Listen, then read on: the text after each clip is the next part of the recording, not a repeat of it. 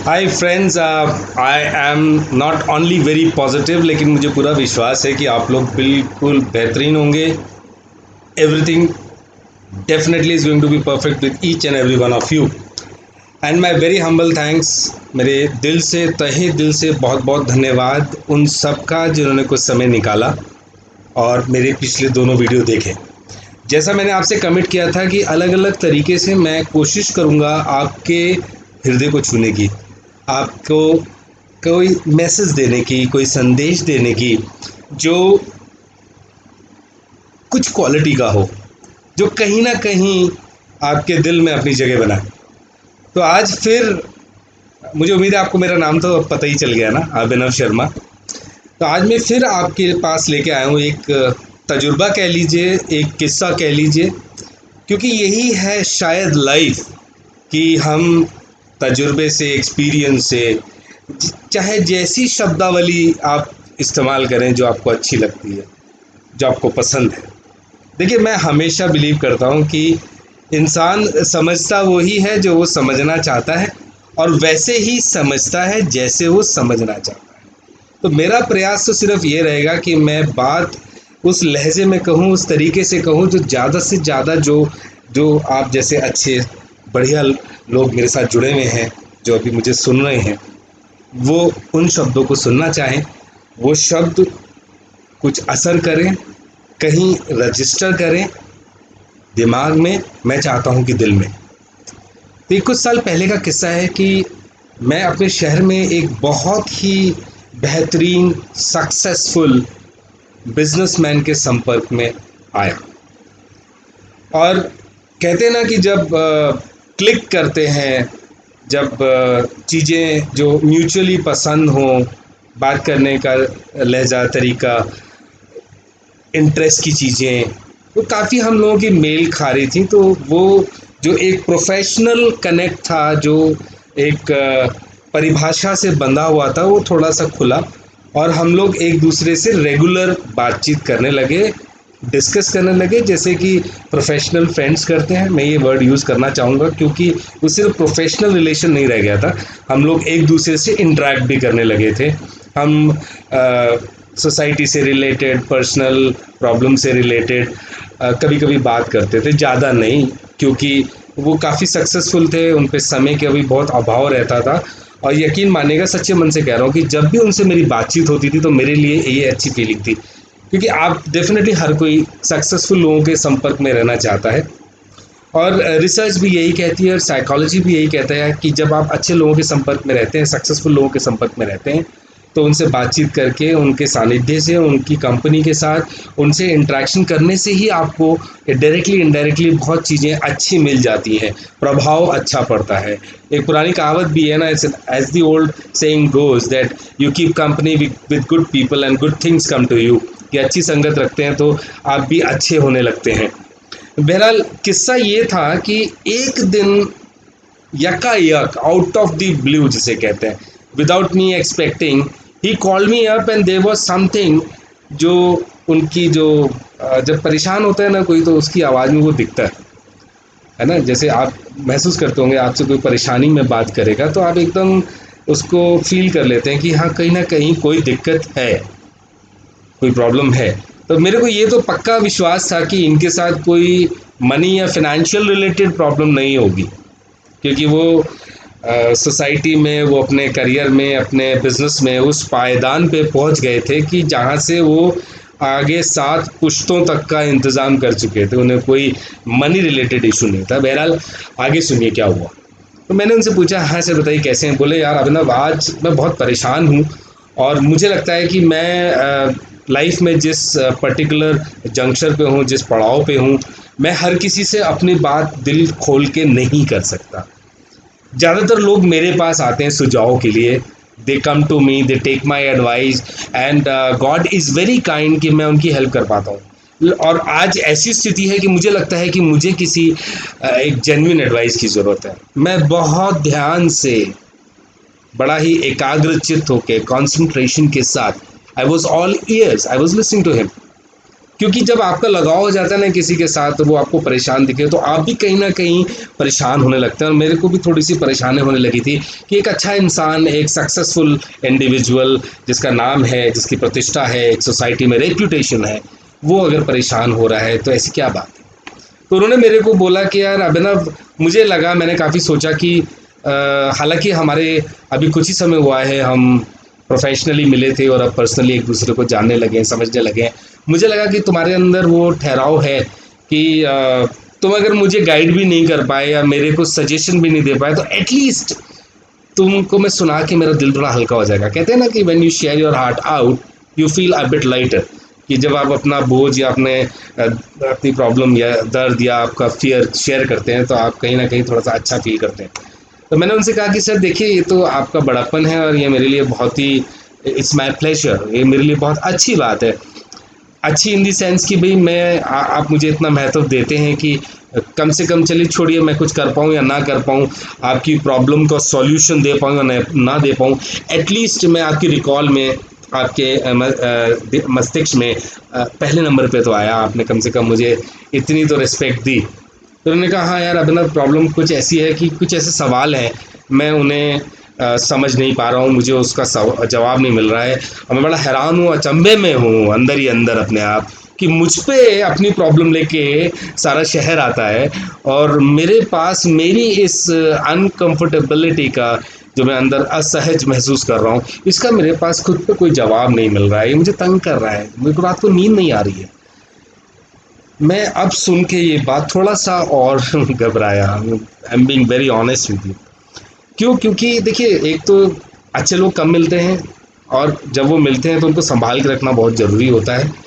और मुझे लगा कि इतना सक्सेसफुल इंसान अगर इस तरीके से इतना परेशान है, तो कहीं ऐसा ना हो कि मैं अपने एक्सपीरियंस के बेस पे इन्हें कोई सजेशन या एडवाइस दूं और खुदा ना खास्ता, गॉड फॉरबिड, भगवान ना करें ऐसा, वो इनके अच्छे की जगह कहीं नेगेटिव हो गया तो बड़ी दिक्कत हो जाएगी। I lose a good friend.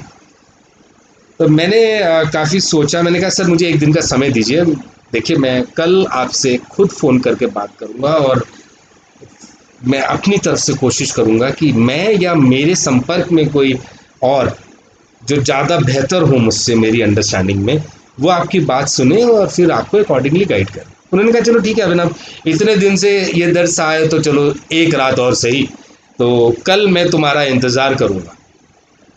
तो इस तरीके से हमारी वो बात ख़त्म हुई। अगले दिन मुझे याद था, मैंने बहुत रात भी बहुत सोच समझ के मैं सोया। अगले दिन सुबह फिर मैं उठा तो मेरे को ध्यान आया कि एक बाबा हैं जो एक सन्यासी का जीवन जीते हैं, उत्तराखंड में रहते हैं, बिल्कुल एक रिमोट एरिया में, जिसे कहते हैं ना कि प्योर नेचुरल हैबिटेट, पहाड़ पे। ये विचार आया एकदम यकायक, मैंने कोई ज़्यादा प्लानिंग नहीं की, क्योंकि जितने लोग मैं लिखता था और फिर मैं उनके बारे में क्योंकि प्रॉब्लम मुझे पता नहीं थी, I had no clue about the problem, I had no idea, I didn't ask it, he wanted to share, but due to my own internal fears मैंने पूछा ही नहीं, मैंने ज़रूरत ही नहीं की पूछने की। तो मैंने वो नाम लिखे और फिर हटाए, मुझे ऐसा लगा ही नहीं मेरी लिस्ट में, मेरी संपर्क सूची में, मेरे नोन टूज में।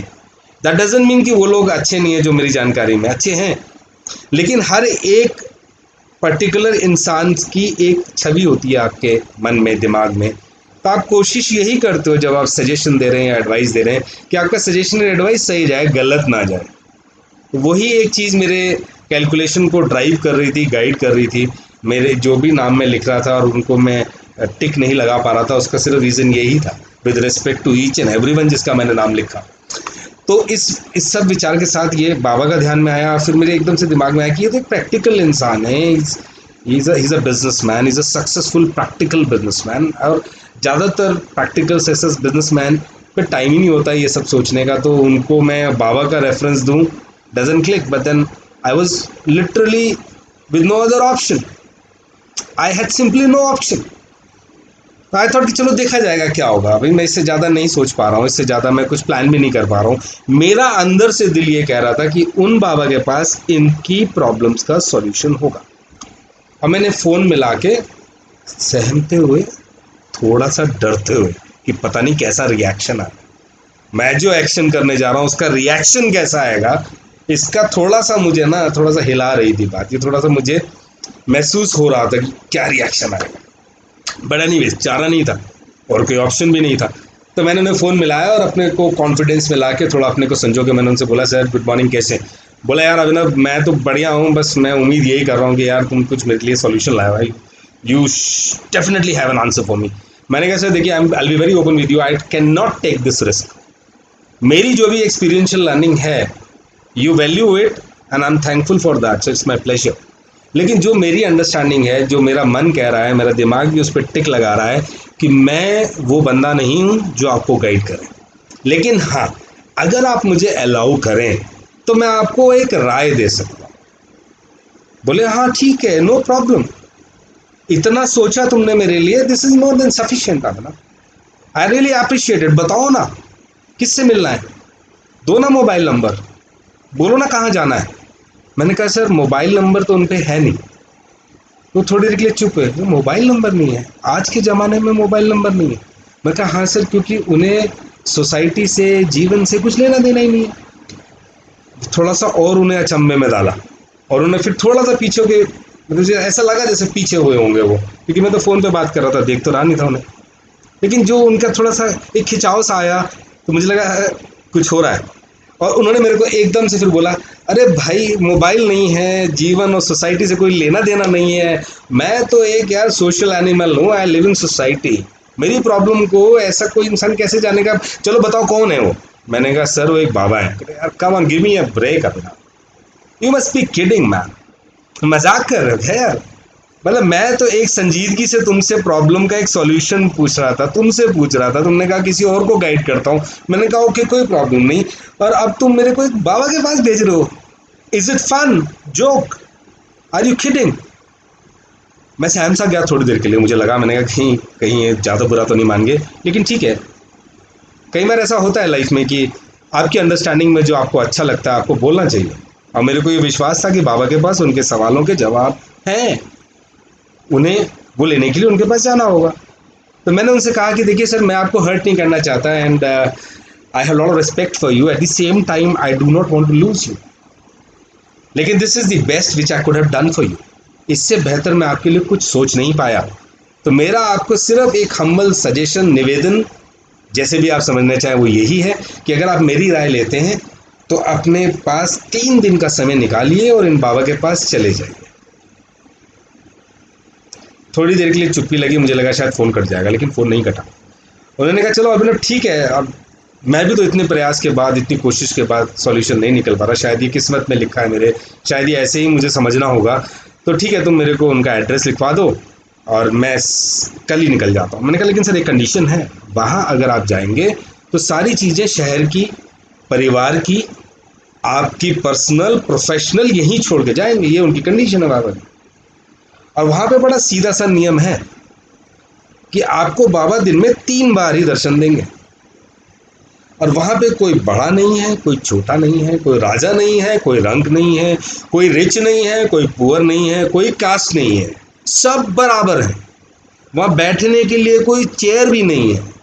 आप पहले से मेंटली प्रिपेयर्ड होके जाइए, घुटनों में, कमर में अगर प्रॉब्लम है तो पेन किलर या कोई ऑइंटमेंट ले जाइए, मुझे वहाँ जाके मत कोसिएगा, क्योंकि वो बैठाएंगे आपको साधारण तरीके से, बिल्कुल आसन पे, हो सकता है ज़मीन पे। तो आपको ये सब छोड़ के जाना होगा। बोले हाँ ठीक है, जब मैंने डिसाइड कर लिया कि मेरे पास मेरी प्रॉब्लम्स का सॉल्यूशन नहीं है और मुझे जाना है तो मैं जाऊँगा। और उन्होंने कैलकुलेशन भी कर लिया। देखिए सक्सेसफुल इंसान क्या होता है, वो एकदम कैलकुलेशन करते हैं। उन्हें कोई सा भी आप सिनेरियो दीजिए, वो सबसे पहले कैलकुलेशन करते हैं। उन्होंने कैलकुलेट क्या किया, मैं सब छोड़ के जा रहा हूँ, 3 दिन बिजनेस से अलग रहूँगा, परिवार से अलग रहूँगा, कोई संपर्क में नहीं रहेगा, मेरे पास चांसेस कितने हैं, 3 × 3 = 9।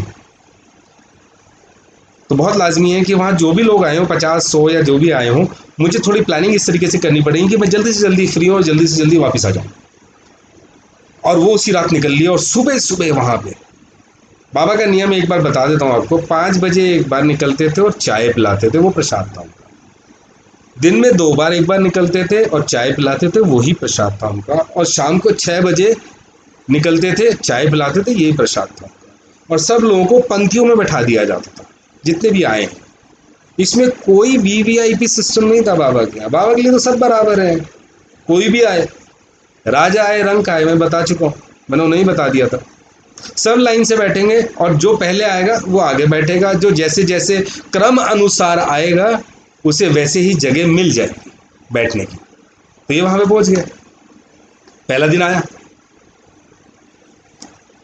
इन्होंने कहा लक में मैं विश्वास नहीं करता, मैंने I created my own destiny, I am a creator, I created my luck, I came from a very very medium class family और आज मेरा नाम चुनिंदा लोगों में शुमार है, तो मैंने वो अर्न किए जगह।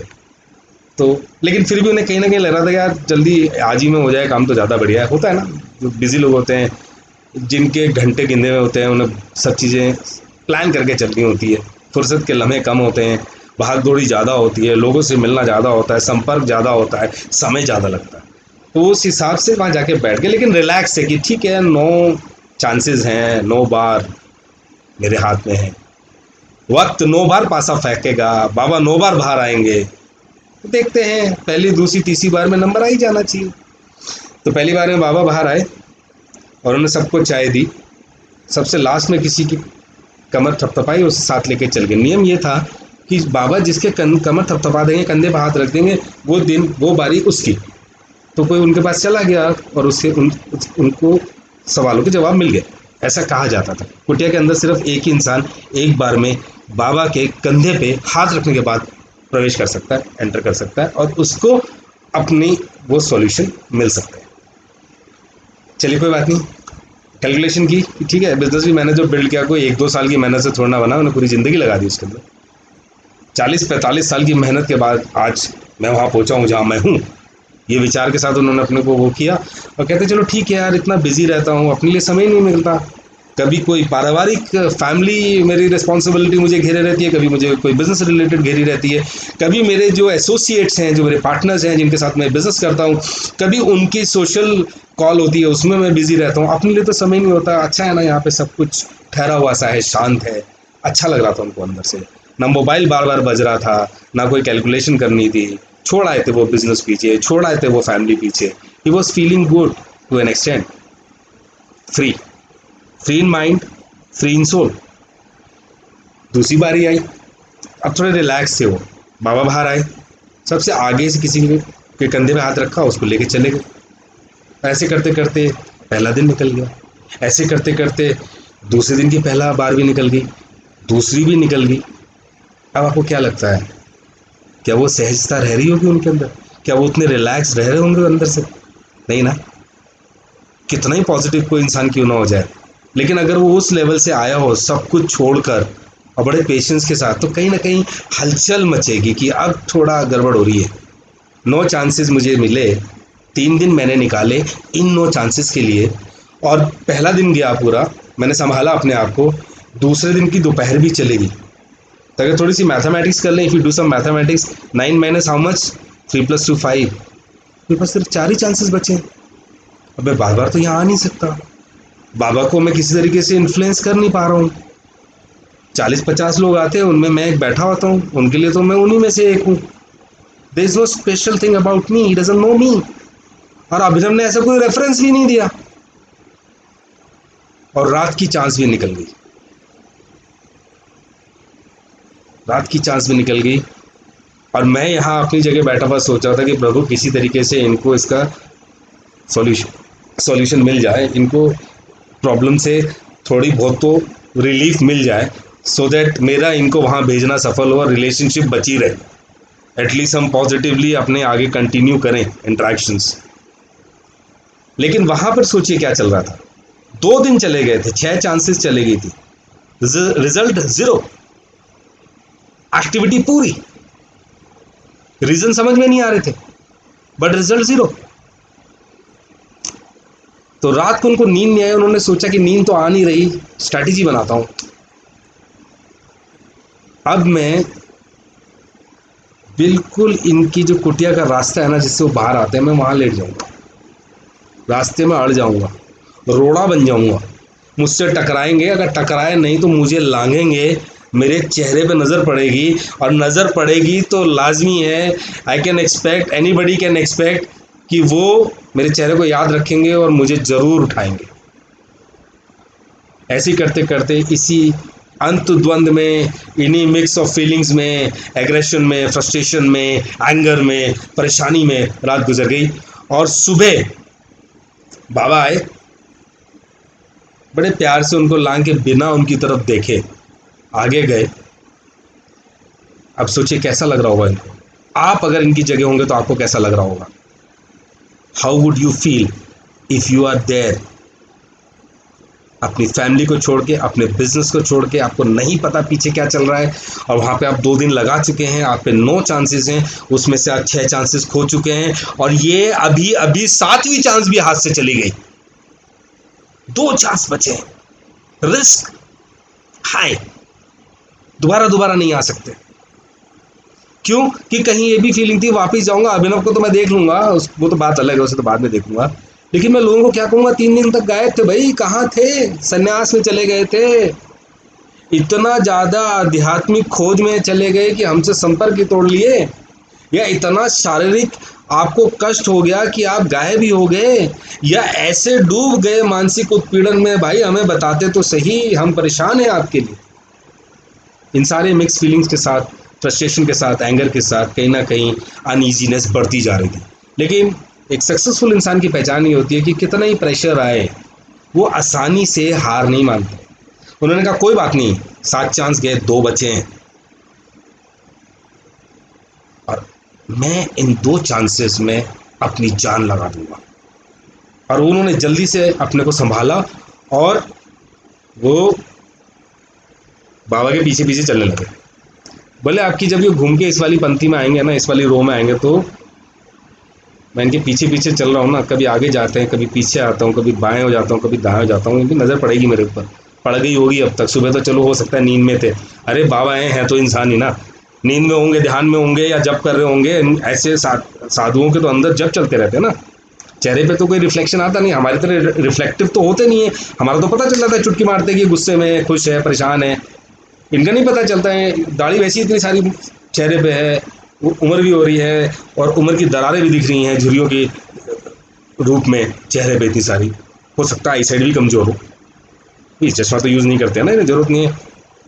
पता नहीं इस तरीके के विचारों में आगे पीछे दाएं बाएं होते रहे। बाबा ने देखा भी नहीं।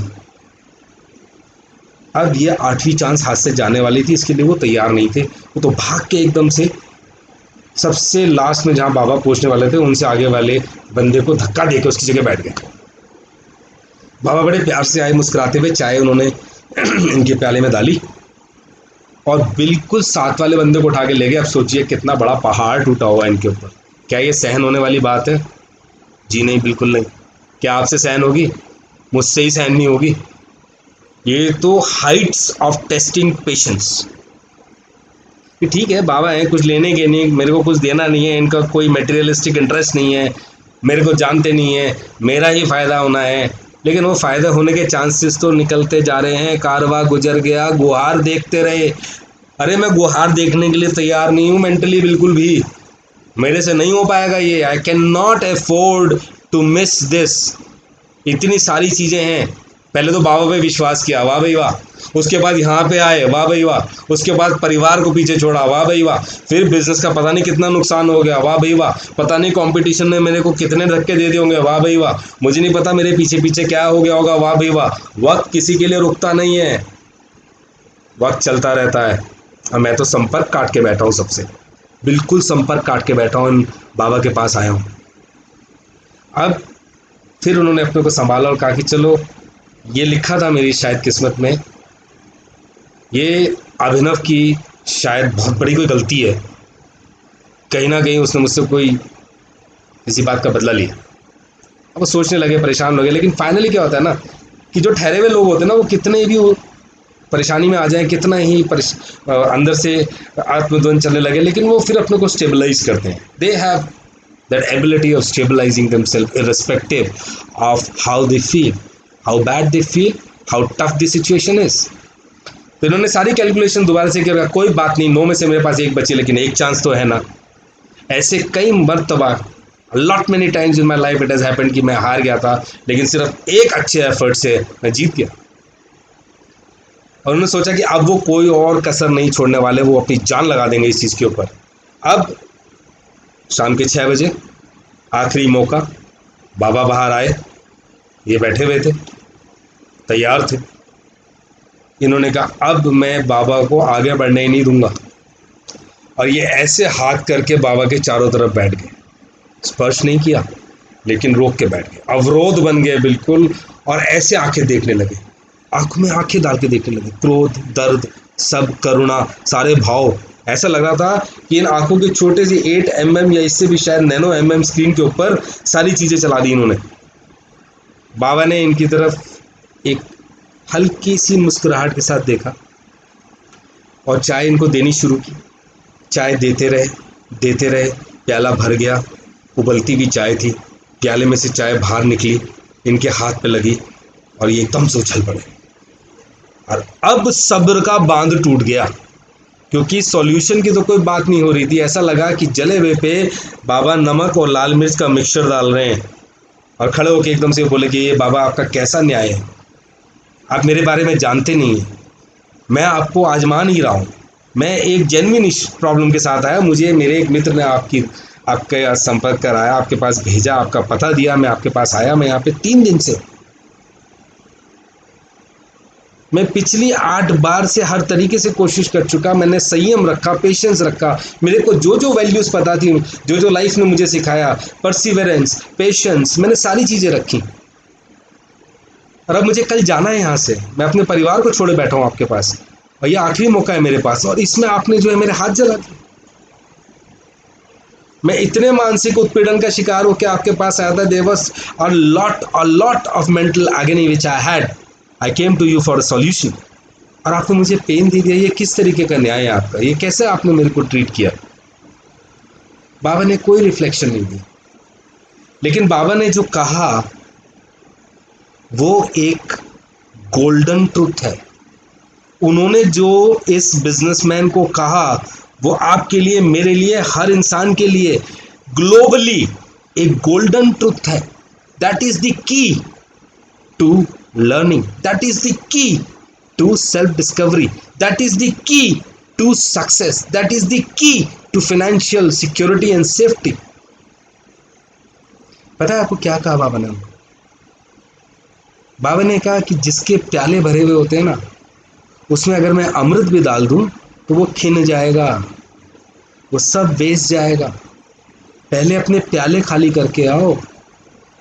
Empty your cups if you want something from me, and this is the golden truth of life.